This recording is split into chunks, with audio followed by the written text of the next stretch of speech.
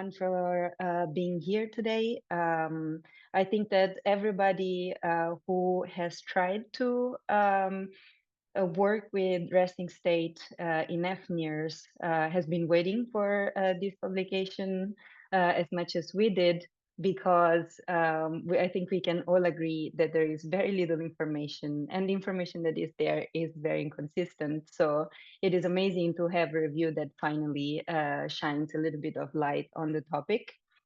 So for those of you that are here for the first time, welcome. We are NIRx. We are a leading fNIRS manufacturers, and for the last 20 years in our everyday job, we want to support our users in every way possible. And these webinars are just an example of what we do usually to help the fNIRS community to get together and exchange their opinions and curiosities.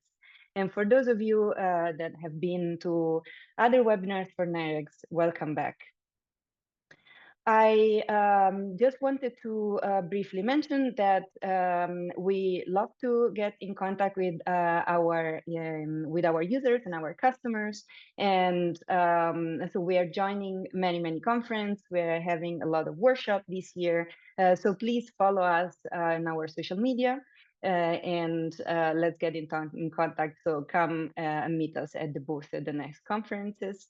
And also, this webinar will be recorded, and you will find it, I think, next week or the week after on our YouTube channel. If you want to subscribe to our newsletter, I will just leave here the QR code very briefly. The newsletter usually comes twice or thrice a year.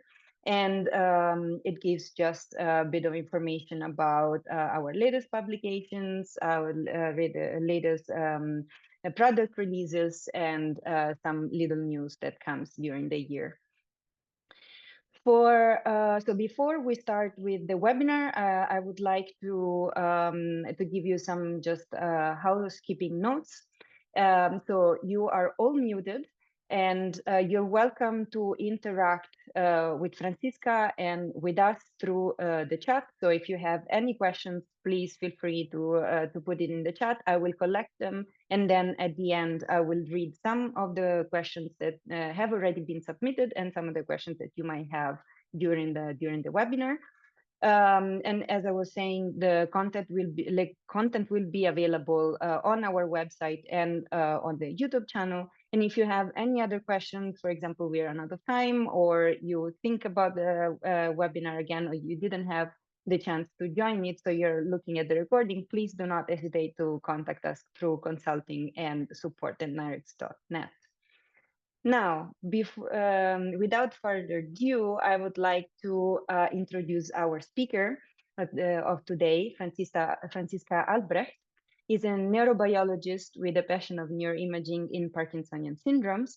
In her PhD, she studied neuroimaging, biomarkers in atypical Parkinsonian syndromes at the Max Planck Institute in Leipzig, in Germany. And now she works as an assistant professor at the Karolinska Institute in Stockholm, Sweden. And she's investigating physical exercises effects and neural correlates in Parkinson's disease.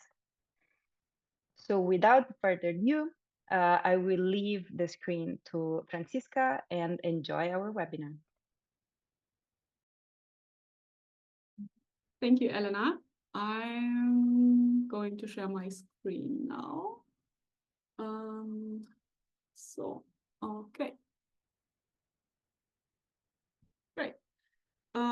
So you see my slides, right? Perfect. Thank you. Yes, we do. Then, yeah, welcome, and thank you all for joining. So today I'm going to talk about the systematic review on resting state functional near-infrared spectroscopy that we did looking into neurodegenerative diseases. And yeah, Elena already introduced me, so there's not much more to say. So since this is the fNIRS community, I thought I'd start probably with some words about what resting state is actually. Since, yeah, also there is not much of a definition out there. So the first that described resting state was Bharat Biswal, and he was the first that obtained low frequency fluctuations in functional magnetic resonance imaging from resting participants, so say humans, that showed spatial correlational patterns of neurophysiological origin. So something that is not just heartbeat, should they say. Yeah. And then this was used to investigate the function integration of local or whole brain areas by measuring inter and intra-regional temporal synchronization. So this says that the usual way of measuring resting state is quite typically so-called functional connectivity. And here people look into the temporal synchronization of spontaneous neural activity in separate anatomical areas.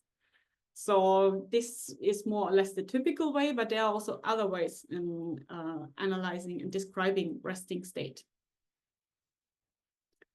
So the gold standard is more or less the resting state MRI, so magnetic resonance imaging. There is, and this is just like some quotes, there is a lot of literature out there regarding potential as a diagnostic biomarker, because this would be easy, right? Just let people don't do anything and just measure their brain activity and see if this differs between diseases. So there is a bit literature out there. But the story does not end here. So there's a bit of limited success regarding this. And the MRI literature, one reason is also the huge differences in scanners. So those produce some noise in the signal that also changes the resting state signal. But this is just one of several reasons. Nevertheless, there are group or cohort studies and also meta-analysis that show that there are disease-specific alterations in the resting state of people. For example, those with mild cognitive impairment or those with Alzheimer's disease, but also with Parkinson's disease.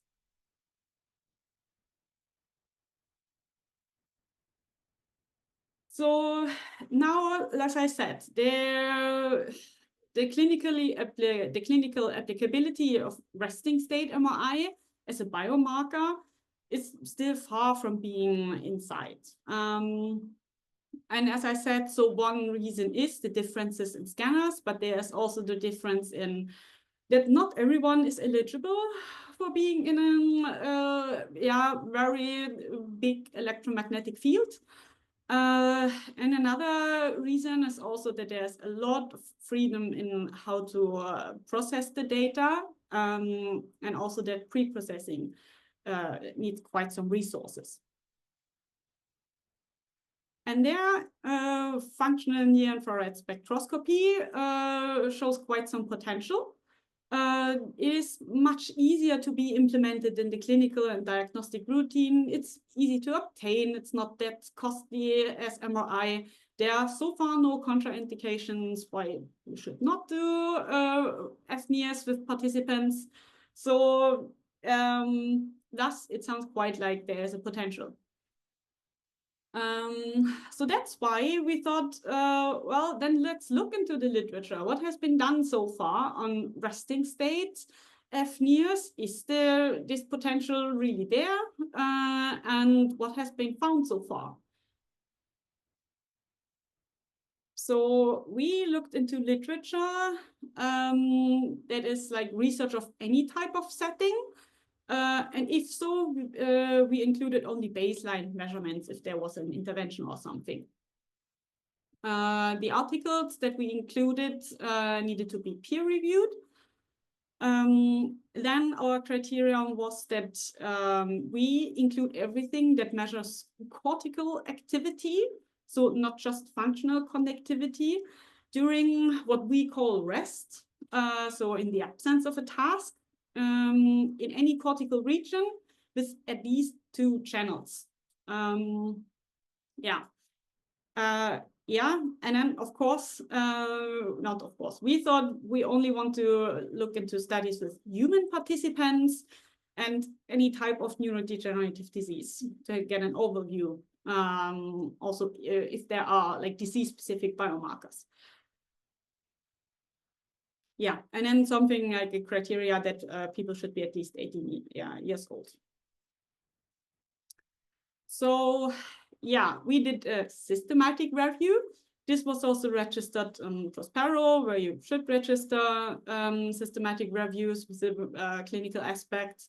So we followed the PRISMA guidelines. On the right-hand side, you see the PRISMA flowchart. So how the screening of the articles and the inclusion of the articles was done.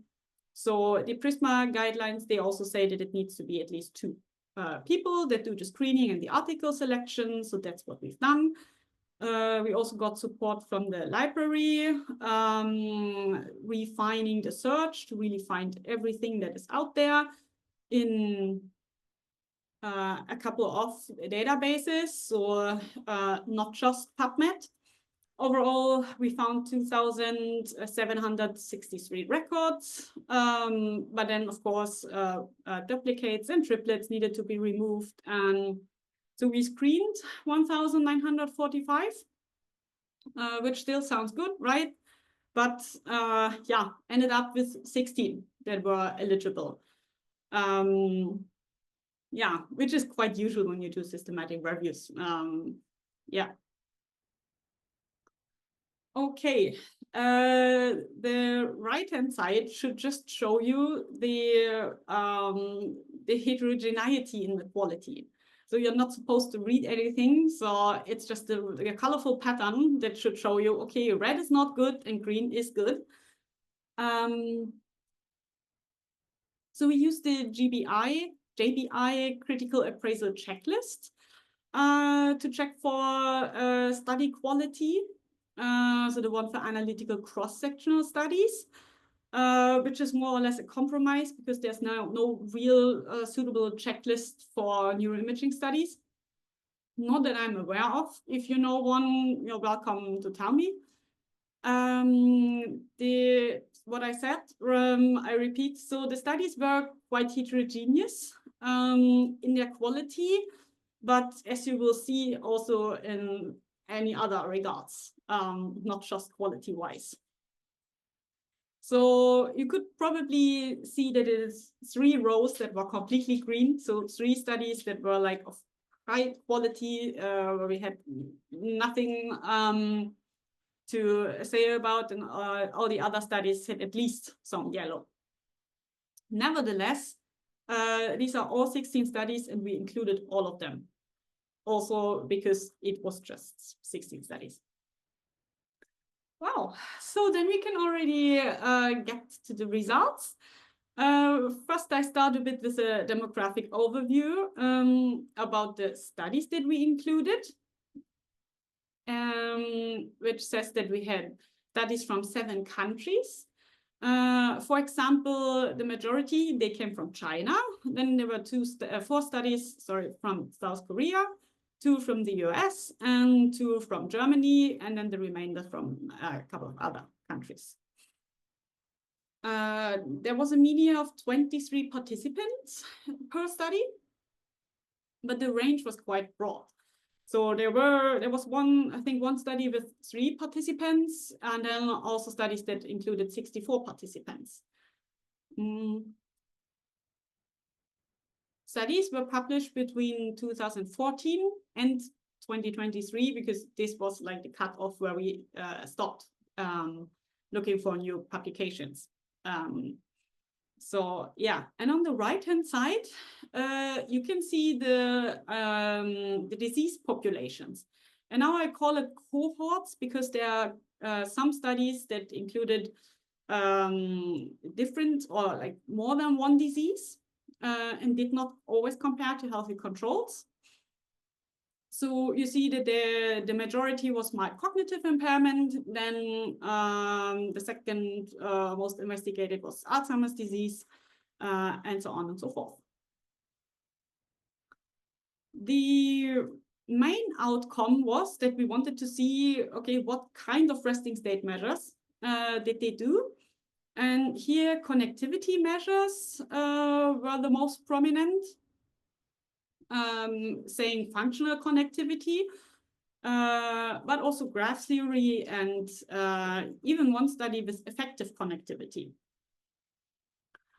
So the remaining studies, they investigated some kind of activity, so hemoglobin activity or looking into spectral power. Of note, all studies reported at least oxygenated hemoglobin, and the majority also reported deoxygenated hemoglobin. And 4 studies reported even the total hemoglobin. Regarding the technical and the study design, the majority, saying 11 studies, they used the EEG 1020 system for placing the optodes. But there was a wide variety of fNIRS devices, models, and manufacturers with no more than 2 studies using the same device, which I found quite interesting. So the majority covered the whole brain. Like Elena said, that would be something that we would aim for. But saying the majority, it's 36% of studies, which I show in the figure on the right-hand side, then followed by brain areas brain areas in the prefrontal area, then on the third place, prefrontal, parietal, and temporal. So as you can see, there was quite some interesting combinations of areas investigated.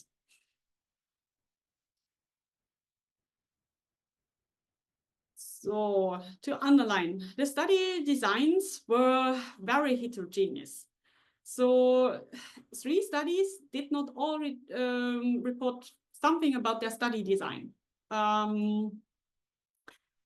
When it came to if the participants had eyes closed or looked at the fixation cross, it was like 9 studies reported, okay, eyes closed, 2 fixation cross, and 5 studies reported nothing. Regarding the setting of the room, 5 said it was a dark or dimly lit room. 1 study said they had ambient background noise, and 10 studies did not report anything at all. When it came to how participants were seated, 2 studies reported that their participants were lying during resting state. 3 studies reported that they were sitting during resting states measurement, and 11 studies did not report at all what their participants were doing during the resting state measurement. So on the right-hand side, you see a graph that shows the measurement duration.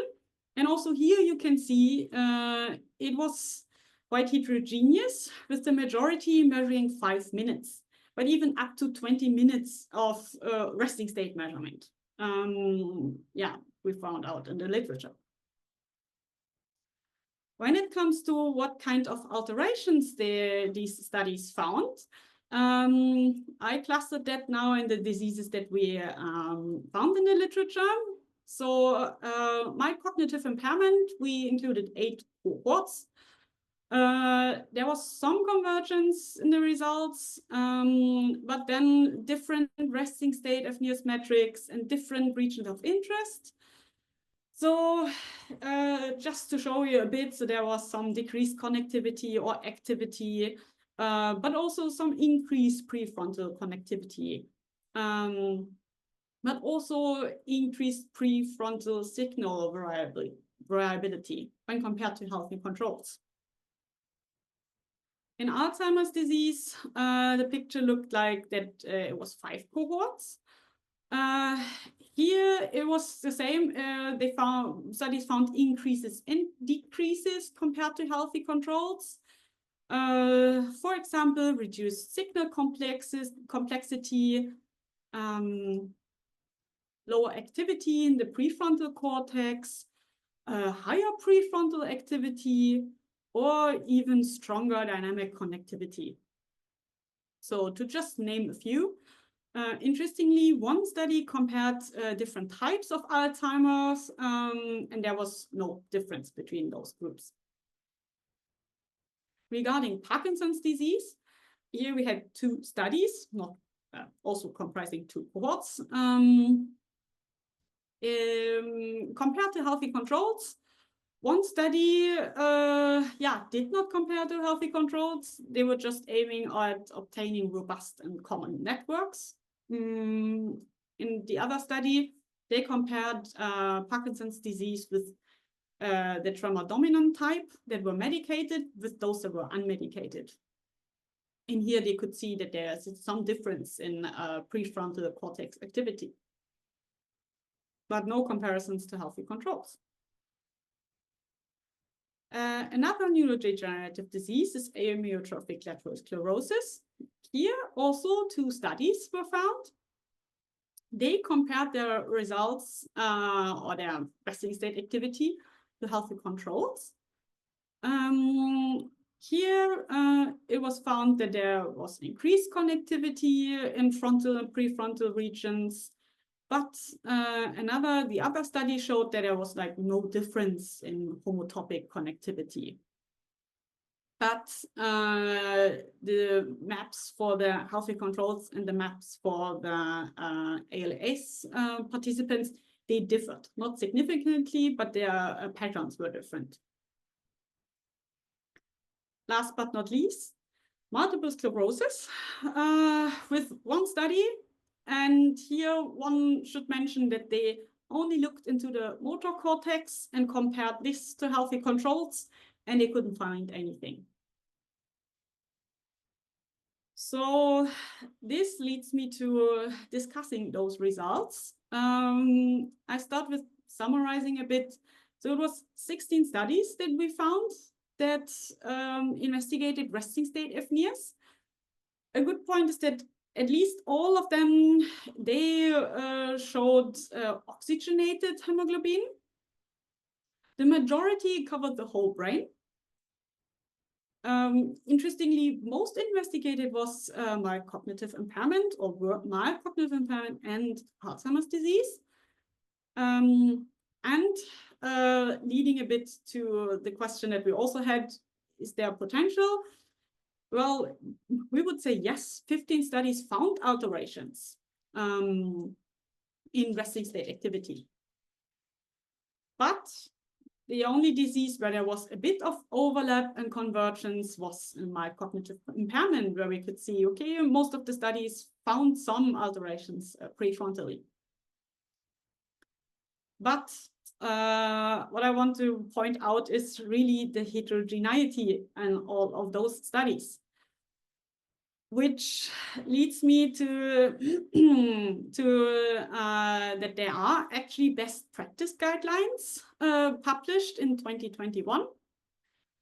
They also include a checklist to report fNIRS studies.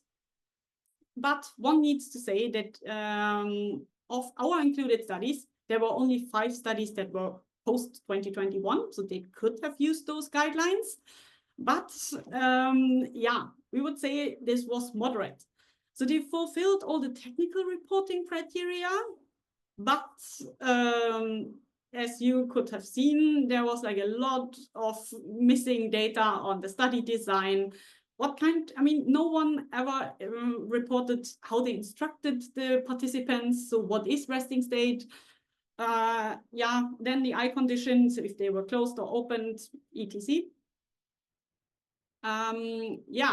This leads me to the limitations of our study, not of the included studies. So as usual, with systematic reviews, there is a publication bias. Even though we saw difference in quality, we cannot exclude that there were studies not published because they didn't find any resting state activity. Our inclusion was quite lenient, saying that we included all metrics and not just connectivity, as we thought in the beginning, but also everything that looked at some kind of resting state activity. And then one point, I think for, let's say in 10 years, when there are more studies out there, the result stability. We know that some of those metrics, they need a certain amount of time to be stable. And this we did not at all use as an exclusion criteria. For example, the study that just used 1 minute of resting state. And yeah, unfortunately, we couldn't do a meta-analysis because everything was so heterogeneous, there was nothing to meta-analyze. Okay, I see that I'm running out of time. So, but then I can only repeat the take-home message here is that you should know what resting state is now. Then, well, the question is, we would say it's quite valid in neurodegenerative diseases because there were at least alterations found quite consistently. There's still the question if this is an easy accessible biomarker, because we see that there's still a lot of work to do until this can be implemented. And I really want to conclude with saying that we should be aware of using those best practices in study reporting and adhere to this much more. And then I would like to thank you all for listening, and the floor is open for questions. Thank you very much, Franziska. Your review was pretty clear. And yeah, there is a lot of work to do still on the resting state in fNIRS. I think we can start with the questions. So we just received one in the chat, so I think we can start with that one. And you touched base already on this, but what was the main reason for excluding most of the publications? Most of the publications was that many of them, I mean, I don't know why they got into our resting state search, did not really do resting state. Yeah, some of them they declared that their let's say like if they had a block design, there was like a couple of seconds rest, and I think those got also into our search of resting. So they didn't do real resting state. They just had a block design where they had like rest in between to compare this. But there was no real data analysis on resting state. I would not say that we excluded anything or excluded a study that did do something resting state where they had participants sitting, lying, whatever, doing nothing. Everything we found that, yeah, recorded resting state we included. Thank you. And then we have another question from Anda. What about covering the whole brain? How many optodes are included? Could we measure resting state in a prefrontal area having an 8-8? Good point. There, like when I should talk about now those studies that we found here, there was quite some variety. Probably also, and the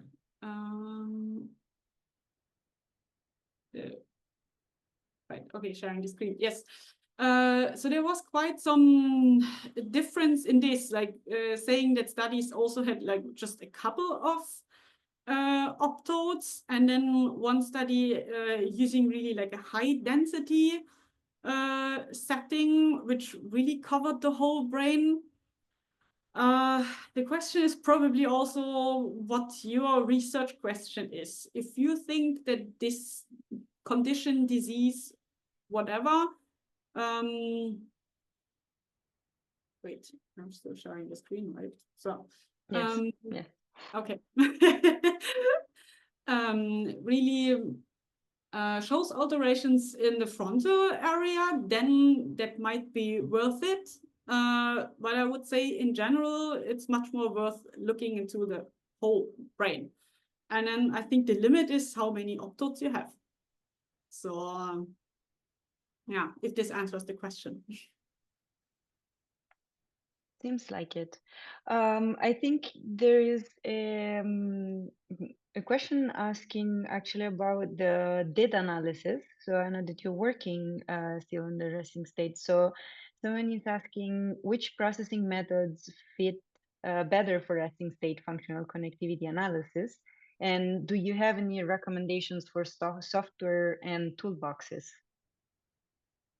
Oh, in your experience, of course? yes. I would say, like, regarding what we found in the review, there was quite a lot of toolkits and so on that were used from NIRS Lab, own MATLAB functions. What else was there? Homer 2 and so on.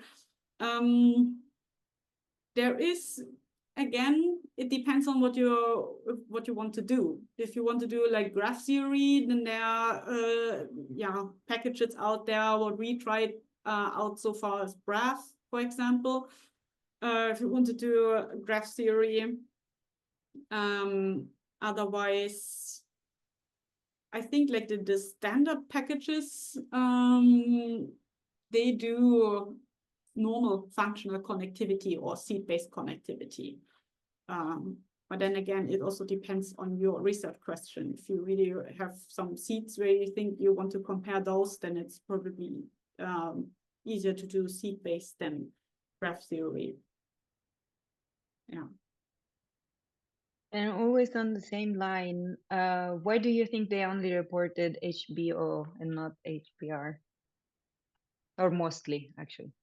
Yeah, good question. I think probably because it's the easiest, and it's how should I say, it might be a bit of a catch-22, because this is what you see in the literature and people think, okay, this is what I need to report, and then they don't see the value in reporting more, and you usually don't have limitless space, right?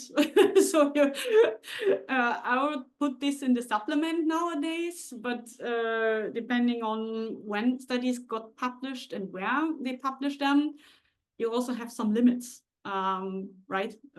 So it's not that you can just publish whatever you want to. But I think because it's the most common, people just use this, and it's supposed to be also the signal where you see maybe the most. But nowadays there are other measures, right? Not just HBO. Thank you. We have someone who wants to ask their question. So please, Bennett. Hello, Doctor. Thank you Hello. very much for your presentation. I have this question that do you in general have any idea why fNIRS has been used mostly for cognitive impairment study rather than other diseases? Thank you. Yeah, thank you. Interesting question. I mean, it's probably because they are also, the prevalence is higher. I mean, Alzheimer's disease and Parkinson's disease, these are the most prevalent neurodegenerative diseases. ALS is not that common. Probably just this pragmatic reason that you need to find participants. Plus, of course, that fNIRS is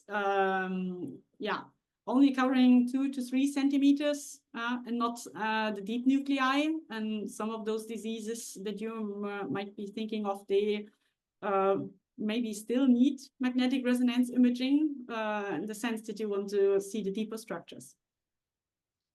Yeah. Thank you. So, Francisca, I have a lot of questions here in the chat.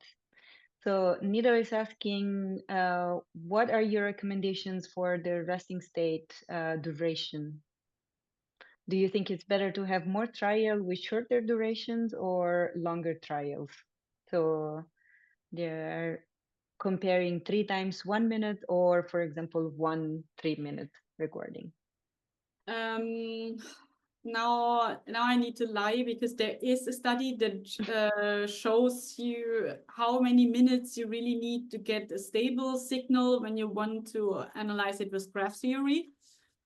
And yeah, because what we did when we did resting state, we did like 8 minutes, which was a bit of an overkill. But I would not suggest to do 1 minute, because you need some time that the participant also gets a bit accustomed to sitting still, getting relaxed. So 3 times 1 minute, I would not recommend this. I think 20 minutes, then they will start to fall asleep. That's also what we saw. So if you deal with people that have certain conditions, they also can't just sit there 20 minutes. They will fall asleep. So I think that there is a reason that the majority did 5 minutes duration. So I would rather go for something like this. I think if I get this, can't remember the. Oh, if you want, you can send it to us later, and then Nida, if it's okay with you, we can get in touch. I think in your registration you also left your email, so if it's okay, we can share the paper with you. But I think Donna, thank you, already shared a publication with you. Yes, thank you. We have time for one last question, please, Penas. I wanted to ask that depending, I think that makes sense that it depends on the research question. We define the duration of the data acquisition, but do you think that also the method that we use may affect? For example, we want to study the functional connectivity in the brain using fNIRS. So, but if we want to use a graph theory rather than just using the simple approaches, like Pearson correlation and that sort of thing, do you think that it affects the duration of data acquisition? And what I think that you mentioned that for the graph theory, how much we need for the other approaches, how much? Thank you. Yeah, this relates to the question before. So, so far as I know, there is this one study from Hubbard, I think, and there, yeah. So he looked at graph theory. So that's the only one that I'm aware of. And I think since graph theory is a bit more sophisticated than correlation, Pearson correlation, I would suggest to use at least this duration that is recommended in this study. Yeah. Pardon, what was the name of this study, may I ask? I can get back to you because I can't Thank remember. I think it was from Ted Hubbard, but I can't remember. It was not just him. Thank you. Thank you. So thank you very much for your time, Franziska, and for this presentation, and everybody for your questions, your interactions. If we didn't get to answer all your questions, I hope it's okay if we reach out to you and probably get put you in contact with Franziska through the email that you use for the registration to this webinar. And I hope to see you during our next webinar. Have a good evening. Yeah. Thank you all. Bye-bye.